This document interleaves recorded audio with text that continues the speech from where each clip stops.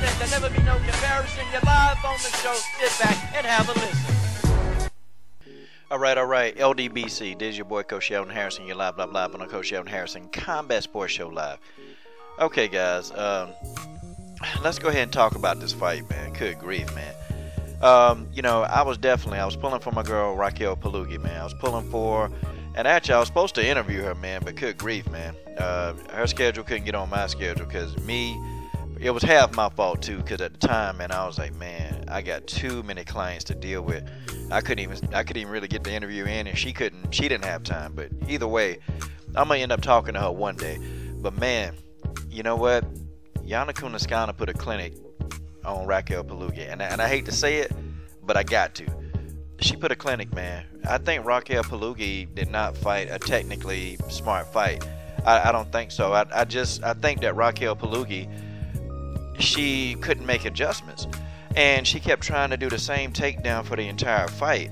And Raquel Palugi didn't have a plan B or a plan C. It's Yana Kunitskaya, And I started wondering, why didn't Yana do this when she fought Tanya Evinger? But it's levels to this.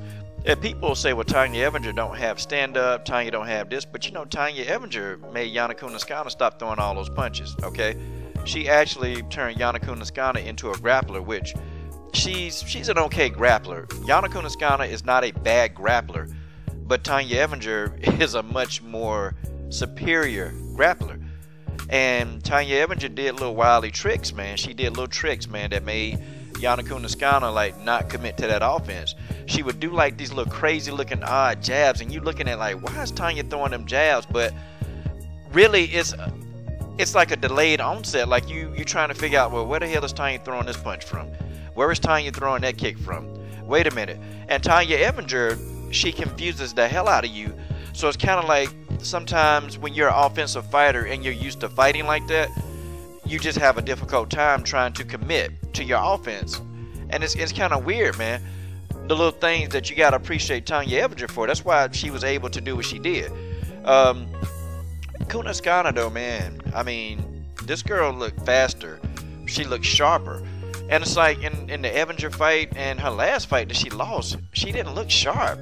She didn't look like she was overly mobile. She looked slow and flat-footed, But in this fight, this girl looked fast, sharp. And you know what? She's a big bantamweight, man. This girl's a huge bantamweight. And I start thinking, why is she not fighting why is she not in the featherweight division? It would almost seem like that's where she belongs, but you know what? Okay, if she can make the weight, okay, no problem. I like Kunitskaya. I mean, she did good. I'm talking about this was a shutout. This was a complete shutout. I have no issue with the judges rendering their decision. It was a shutout, man. I mean, she broke Raquel Palugi's nose, man. I'm talking about this was a beatdown in all forms of fashion. And I was thinking, like Palugi, she actually, her offense, her strikes were landing if she just would have stood in there and kept doing that and stopped trying for the takedown. I mean, she tried every single takedown except for one she was able to get, but the other ones, no, she wasn't able to get those takedowns. It just didn't happen for her. Now, I'm like, well, why is Raquel Palugi still trying to do this? Okay? She hadn't a plan B. Like, Yana Kunitskaya, she shut that down. She shut all of that down.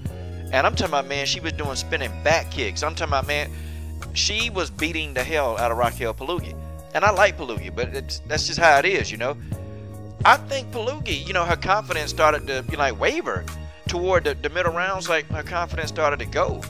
And in round 4, Raquel Palugi said, okay, forget it, I'm going for broke. And that she had success doing that. In the early rounds, she didn't go for broke. She was tentative, and she was trying to, come up with these solutions. But I just thought, I was frustrated because I'm like, Raquel, okay, you got to get the fighting spirit and go and rip this girl head off. Okay, go into her chest. She was having success getting in this girl's chest.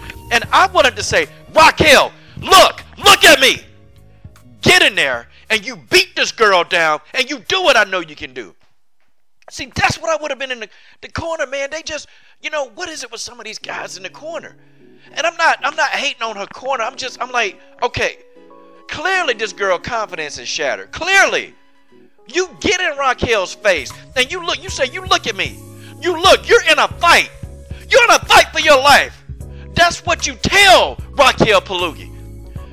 I've been training you for most, I don't know how long they've been training. I've been training you for this camp, and I know what you can do. I know that you can do it. I know that you got the skill set. You get in there, you get in her chest. You hit her with elbows, you hit her with knees. You do whatever you got to do to get this victory. But you don't stop until this girl falls at your knees. See, that's what they should have been telling Raquel Palugi.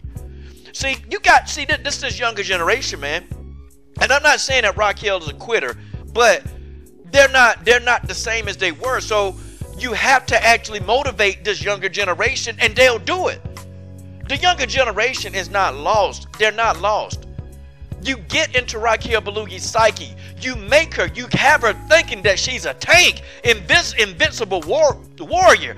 And then what happens? Raquel Palugi goes out there with energy. Sometimes you got to motivate your fighter. Not all the time. Sometimes you got to tell them the truth, like, look, baby, you getting beat up. No, sometimes you got to tell them that. But sometimes they need to kick in the butt. Look, you've been training out here to take a beating? No.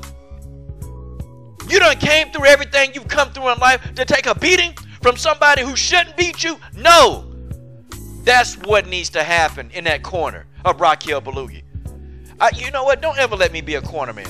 Don't ever, because I'm going to tell you what. If I'm a corner man, I guarantee you, either one or two things going. I ain't saying they gonna win, but I tell you this, they gonna think they invincible, and they gonna go out there with a new sense of vigor, and they're gonna go in there and put it all on the line. And I felt like Raquel Palugi in that last round, she didn't let it hang out. Whether one way one of us leaving out of here knocked out, it's gonna be me or it's gonna be you, but I'm coming at you, and I'm not stopping until the job is done. See, that's what I would have been saying. This your boy, Coach Shelton Harris, and I'm done. What are you guys waiting on? Subscribe to the best women's MMA platform on YouTube.